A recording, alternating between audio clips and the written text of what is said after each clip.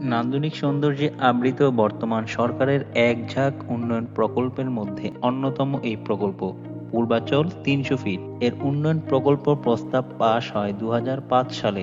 ৮ লেনের এক্সপ্রেসওয়ের কথা থাকলেও তহবিল স্বল্পতার কারণে ৪ লেনের সড়ক দিয়ে এক্সপ্রেসওয়ের প্রকল্প শুরু করে রাজউক কর্তৃপক্ষ।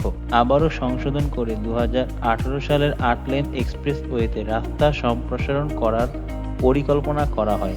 রাজউকের পরিবর্তে বাংলাদেশ সেনাবাহিনী পুনর্নির্মাণের সিদ্ধান্ত নেয়। পূর্বাচলে অবস্থিত এই প্রকল্পের নাম পূর্বাচল এক্সপ্রেসওয়ে বা ৩০০ ফিট রোড নামে পরিচিত।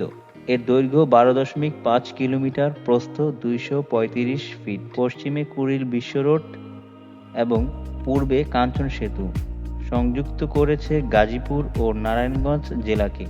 ১২.৫ কিলোমিটার ও ৮ লেন এই এক্সপ্রেসওয়েতে যা যা আছে তা হলো ১৩ কিলোমিটার খাল, ১৩ কিলোমিটার রাস্তা, ৩৯ কিলোমিটার ওয়াকওয়ে, ৪টি আইলুপ, ১৩টি সেতু খালের উপর, ৪টি ফুট ওভারব্রিজ, ৫টি সুইচ গেট, একটি পাম্প হাউস, ১২টি ওয়াটার বাস স্টপ, একটি স্টর্ম সুয়ার লাইন।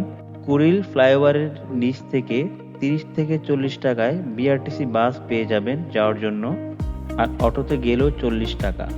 সবাই মূলত যেখানে ড্রপ করে ভাইরাল যে প্লেস সেটা হলো নীলা মার্কেট। ধন্যবাদ সকলকে।